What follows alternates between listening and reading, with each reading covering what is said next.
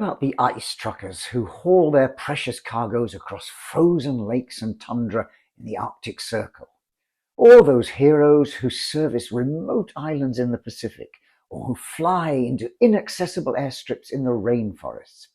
They're all doing a tough job, undoubtedly, but we should accept that perhaps the hardest haulage challenge in the world has to be that of getting a 7-year-old child back to school after the spring break. Motivating muscles to power little legs schoolward, even if the journey is downhill, and placing a smile of anticipation on her face at the prospect of 6 hours experiencing the joys of learning isn't an easy task. So, in one of my many desperate attempts to put a spring back in her step, if not in the broader British climate, was to suggest that we invent some crazy new things as we trudged our way down to school. Come up with some ideas for wild inventions. The less practical, the more outlandish, the better. The exercise worked in terms of smoothing the school journey and distracting a daughter. But it also got me thinking. We spend so much of our time thinking about important innovation, maybe we should spare a thought for what might be called irrelevant innovation and explore around the edges of this phenomenon. Is it all wacky stuff, or are there circumstances where it has more to offer? Is it a matter of framing? Are we missing an innovation trick or two by dismissing such ideas too early? So, here's a suggested outline typology, a first shot at mapping the territory. Feel free to add your own examples and categories. So let's start with WTF.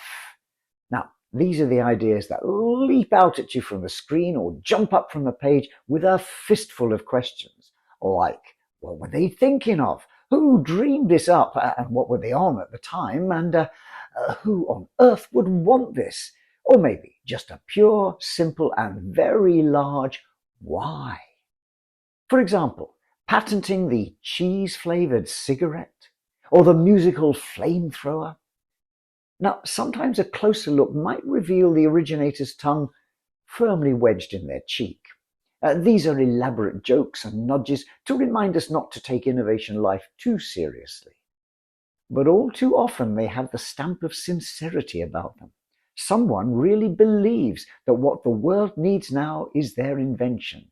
Like, for example, the urban window baby cage, in which, for high-rise apartment dwellers, your child can get plenty of fresh air by being suspended outside the window hundreds of feet off the ground. Now, these ones are easy to spot, and we can throw them in the rubbish bin, but maybe we shouldn't be too quick to apply our BS filters and dismiss them out of hand. After all, history reminds us that sometimes we need visionaries, those who can see into the future and bring back wild ideas which become part of that future. Apple's famous ad campaign around Think Different had Richard Dreyfuss turning our collective heads towards the crazy ones, the misfits, the rebels, the troublemakers, the round pegs in the square holes, the ones who see things differently. Which echoes the great playwright George Bernard Shaw's observation that all progress depends on unreasonable men. Trouble is that the line between crazy and visionary is often vanishingly thin. Think about Nikola Tesla, who did a lot more than just lend his name to a car brand. Without his insights, we wouldn't have much of the electricity generation technology that we rely on today, not to mention valuable innovations around radio, lighting, transportation, and so on.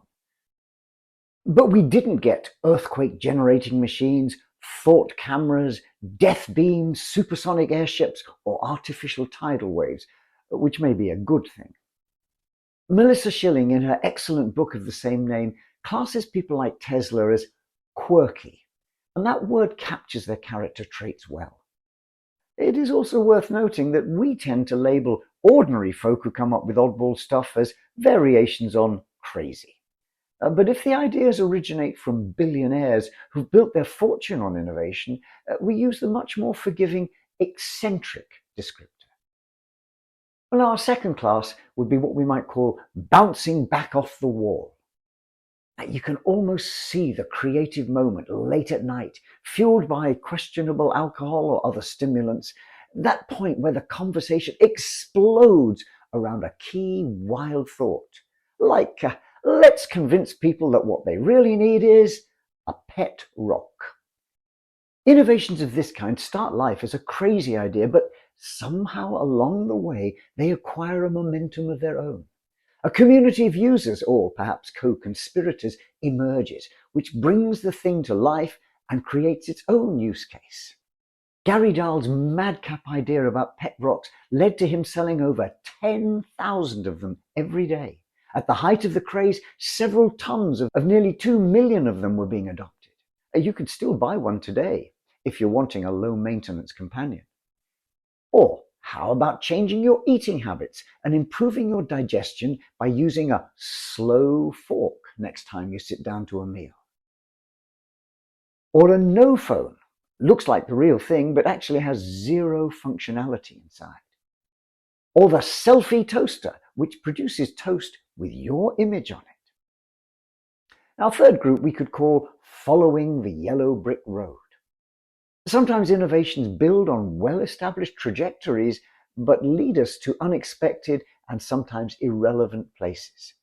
Packaging offers plenty of examples. It's become a huge industry and of central importance in food retailing and distribution to help preserve integrity, freshness, and safety. But take a closer look at the contents of your supermarket trolley or your home delivery order. Do we really need our bananas to be shrink-wrapped and packaged in plastic and cardboard? Or whole nuts inside cartons? It took nature several million years to evolve some kind of useful natural protection. Do we really need to update it? Do we need a personal pocket water spray when we could splash ourselves at the sink? Or leaf blowers that serve to create miniature sandstorms? Another class is what we might call on second thoughts. Confession time. In my research on wacky innovations, I came across several Japanese sites which feature oddball innovations, including a miniature umbrella which you could wear as a kind of hat. Now, who would ever really want something like that, and why? Some rapid reframing was in order, however, when my wife not only bought one enthusiastically, but then proceeded to deploy it in the garden, demonstrating its considerable advantages over hats, which fall off, or hooded jackets, which lock your arms up in a straitjacket and obscure your vision. This umbrella device keeps her dry enough for even the most delicate gardening tasks, and made me rapidly revise my estimate of it. Now, innovations like these might appear unnecessary, but sometimes there's more to them. Beauty, or at least the value, really is in the eye of the beholder, and maybe we need to practice a little reframing. Maybe the floor cleaning onesie, a baby outfit which polishes your floors while your offspring are crawling around on them, maybe that isn't such a bad idea after all. Our fifth category, string and sealing wax creations. Now, necessity, or sometimes frustration, is a very fecund mother of invention, and this plays out big time in the world of user innovation. As extensive research has shown, users are responsible for a significant amount of product and process innovation. Studies suggest that over 20% of new products and an even higher proportion of process innovations originate in the hands and minds of users, because they're actively seeking a solution to a problem which bothers them.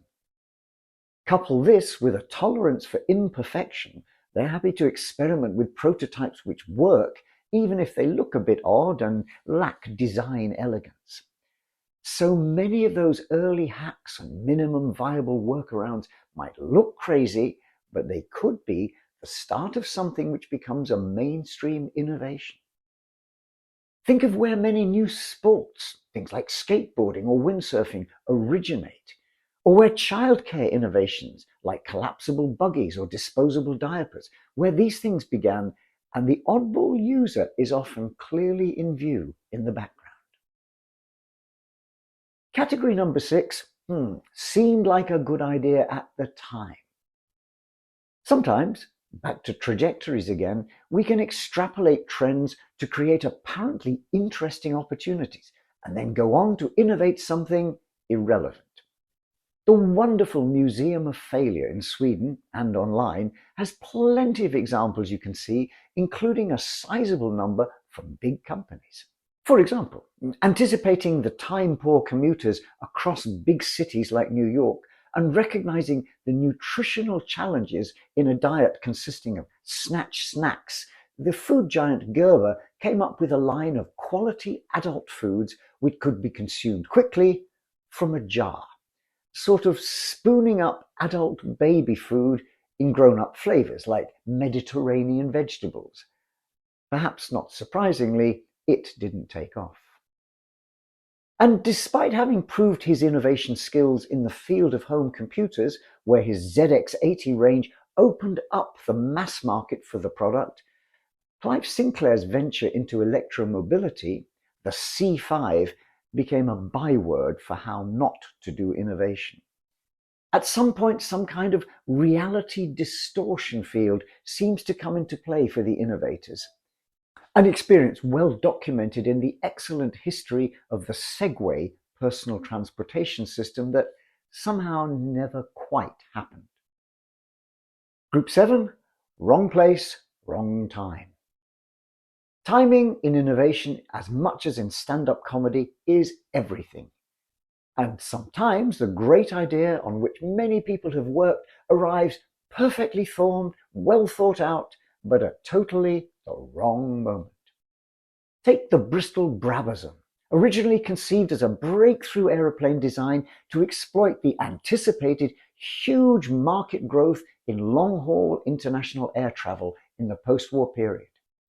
Based on a design for a giant long-range bomber which was approved by the Ministry of Aviation in the UK in 1943, the plane took shape in consultation with the British national airline British Overseas Airways Corporation. Like many projects, it took on a life of its own. The budget rapidly escalated with the construction of new facilities to accommodate such a large plane. And at one stage it even involved the demolition of an entire village in order to extend the runway at Filton near Bristol. Many unnecessary features were included. For example, the mock-up contained a most magnificent ladies' powder room with wooden aluminium painted mirrors and even receptacles for the various lotions and powders used by the modern young lady.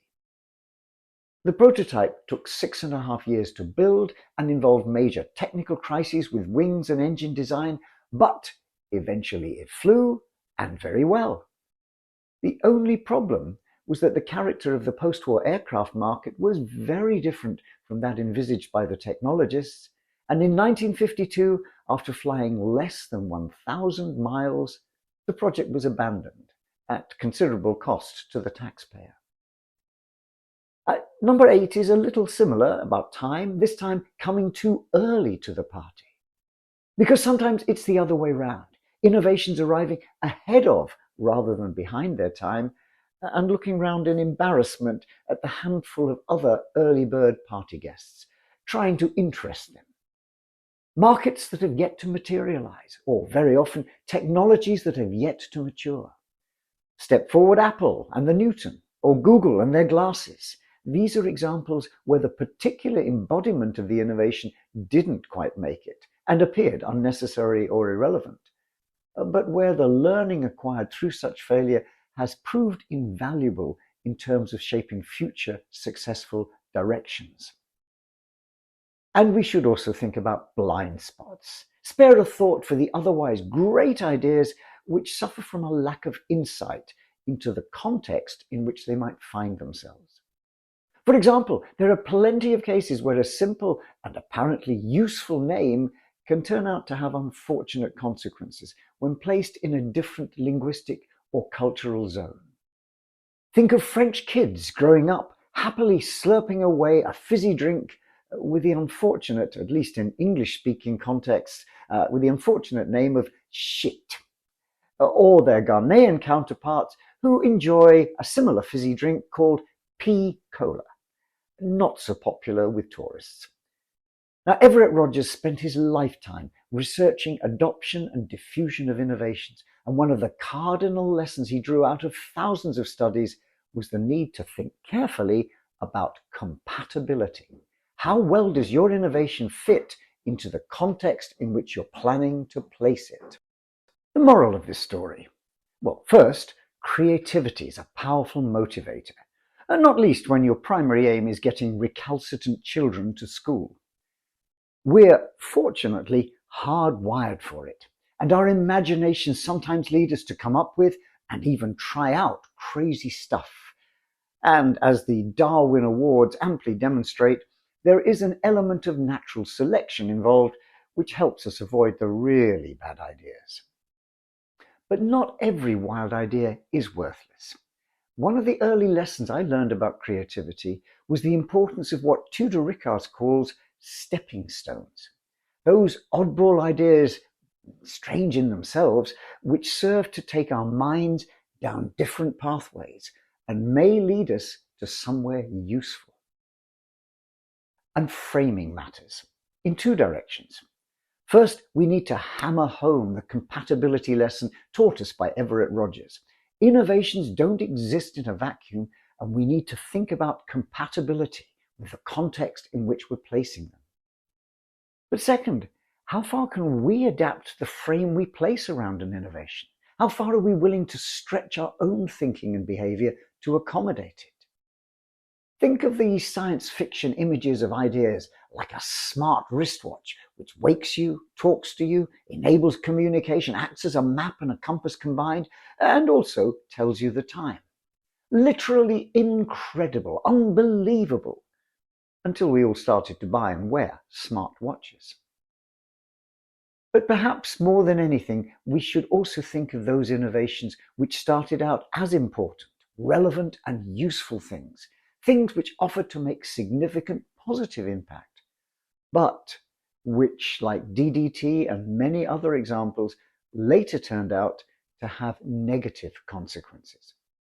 Responsible innovation is the term used to describe the approach which involves carefully considering what innovations might do and trying to anticipate their possible unwanted side effects, and making sure we've got the capacity to shape and, if necessary, reshape them for good.